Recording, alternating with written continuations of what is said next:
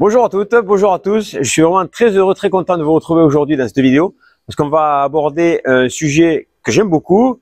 C'est vraiment un petit péché mignon pour moi. Alors, ce n'est pas seulement la volée, mais c'est surtout l'importance de la première volée au paddle.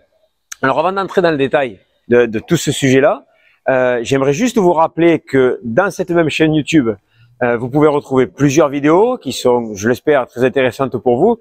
Et justement, j'attends vraiment de votre part que vous laissiez des commentaires sous ces vidéos-là et surtout que vous posiez des questions, que vous proposiez de nouveaux thèmes, des sujets que peut-être vous aimeriez que j'aborde.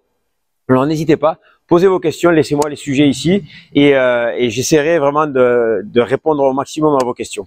Allez, on attaque aujourd'hui tout de suite avec l'importance de cette première volée au paddle. Alors, je pense que c'est peut-être quelque chose que, en tant que moniteur de paddle, on peut avoir tendance à oublier. Alors, n'hésitez pas, vous, lorsque vous prenez des cours de paddle notamment, à demander à votre entraîneur de travailler cette première volée-là. Pourquoi? Parce que lorsque nous sommes à l'entraînement, souvent, on a tendance à vous déposer la balle dans la raquette et vous travaillez très souvent la volée agressive.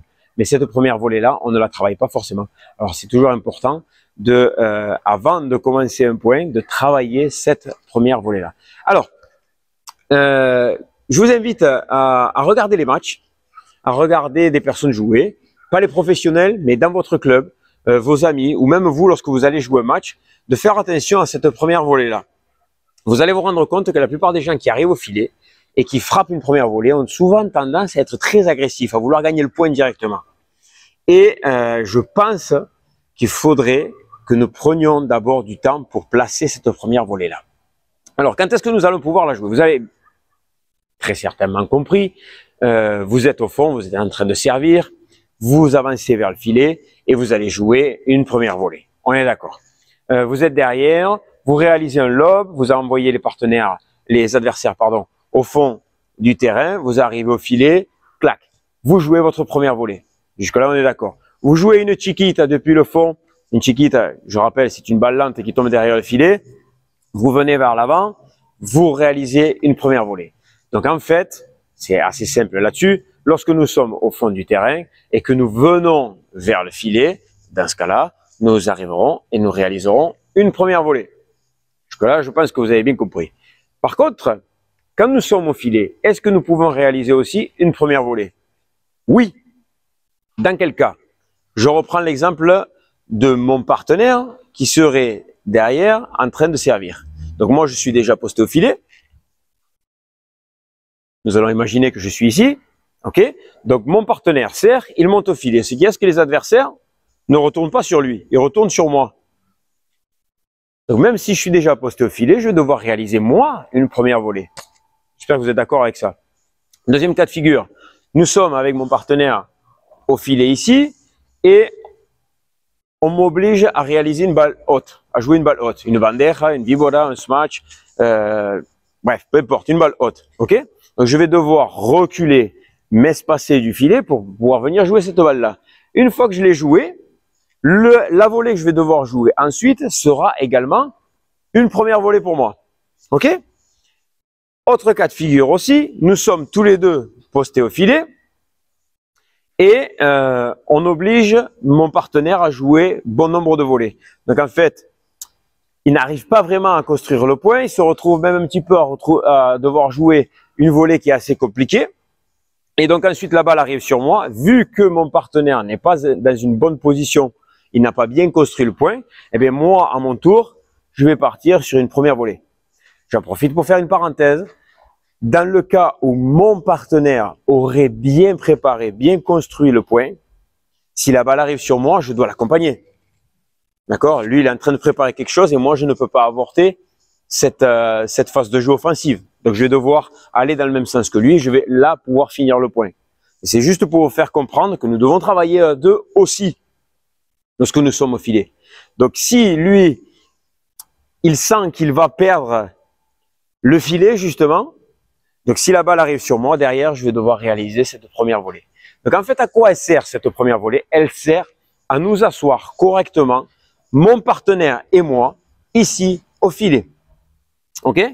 Donc, j'aimerais vraiment que vous compreniez cette sensation, cette idée-là, de se dire que avant de construire le point, avant d'attaquer, avant de chercher le coup le plus offensif possible, il va falloir que je comprenne qu'il faut que je prenne ma position ici au filet, que je sois bien planté, les adversaires au fond, nous deux au filet, et à partir de là, on va pouvoir commencer le point. Ok? Alors, je parle de première volée, de une seule balle, mais il peut y en avoir plusieurs, d'accord? Si vous êtes quelqu'un qui aime prendre le temps de faire les choses, prenez le temps, il n'y a rien qui presse, d'accord? Donc, si je dois réaliser une volée de transition, okay, c'est-à-dire que je me retrouve ici en demi-piste, okay, je suis en plein milieu ici, je dois réaliser une volée ici. Je n'ai pas encore atteint ma position au filet, ok? Donc, je fais ma première volée ici, je vais continuer d'avancer, j'arrive à ma position de confort, on va dire ça comme ça ici au filet, et je vais réaliser ma première volée. Parce que j'ai besoin de me sentir à l'aise ici, proche du filet. Ok? Donc ça, c'est la première partie, celle que je voulais vraiment aborder avec vous, que vous compreniez bien cette idée de, en premier lieu, il faut que je réalise une première volée. D'accord?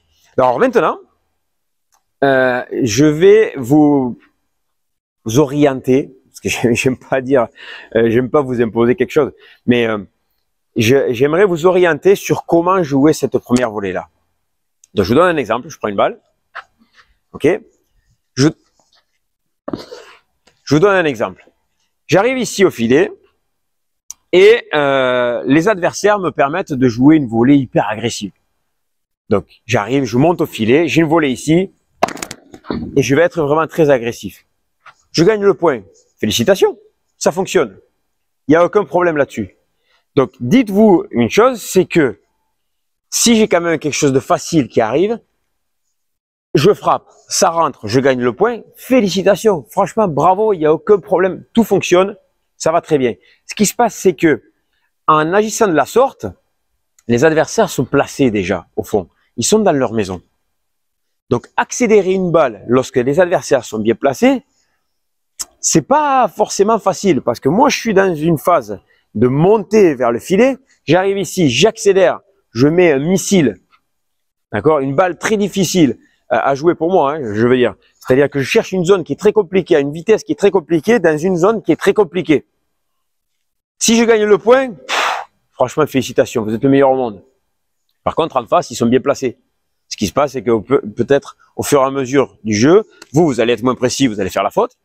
Ou alors, les adversaires qui sont là-bas, qui sont postés dans leur maison, ils vont pouvoir défendre cette balle-là.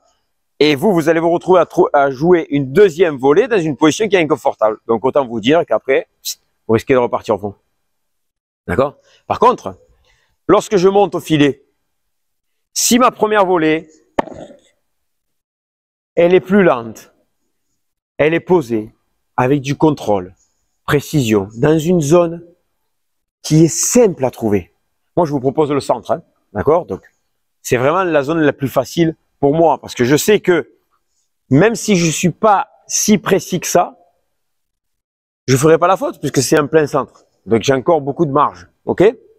Donc, ça me permet que si mes adversaires me retournent une balle qui est très rapide, qui est lente dans les pieds, ou qui est même un peu haute, alors que je suis loin du filet, eh bien, en ayant cette courbe de balle-là, je vous invite à la regarder, vous voyez?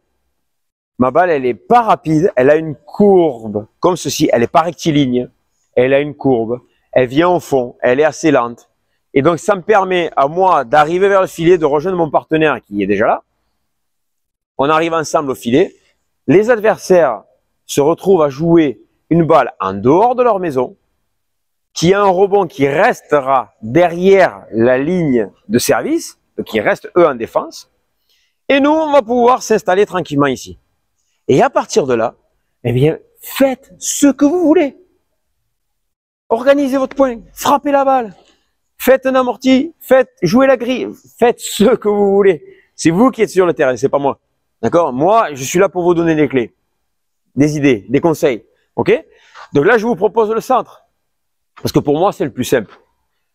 C'est vraiment la zone avec laquelle j'aurai le plus de contrôle. Donc, je monte vers le filet, ou alors, j'ai joué une bandeja, hop, J'essaie de reprendre ma position et j'ai ma première volée à réaliser. Je cherche le centre parce que c'est vraiment le plus simple pour moi. Regardez les professionnels. Très souvent, c'est ce qu'ils font. Parce qu'en jouant le centre, vous n'ouvrez pas les angles. Donc, vous laissez vos adversaires au fond du terrain. Vous faites une volée qui est lente, qui est profonde, avec une courbe.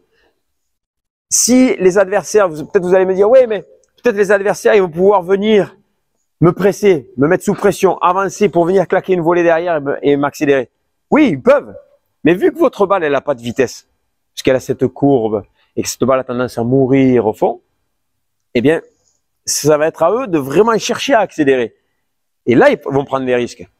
Alors que si vous jouez rectiligne, une balle rapide en montant au filet, cette balle-là, ils pourront la prendre de volée, juste en la bloquant, la balle passe. D'accord? Donc, essayez vraiment ça. L'importance de cette première volée-là, travaillez-le à l'entraînement. Demandez à votre moniteur, à votre entraîneur, de vous faire travailler ces balles-là. D'accord? Une balle qui va être avec beaucoup de contrôle, qui va être caressée, qui va être déposée. Alors, je vous propose le centre, mais si vous êtes plus à l'aise avec une autre zone, allez-y. Mais le conseil, c'est vraiment chercher les vitres de fond. Il faut que votre balle touche une vitre de fond en premier. Vous avez 5 vitres derrière, vous avez 10 mètres de largeur de piste pour jouer cette première volée-là. Utilisez ces 5 vitres de fond pour vraiment repousser ces adversaires-là, vous installer au filet et après, allez-y. Faites ce que vous voulez. Allez, j'en ai terminé pour aujourd'hui. J'attends bien sûr, encore une fois, tous vos commentaires. Et n'oubliez pas l'importance de cette première volée au paddle. Salut!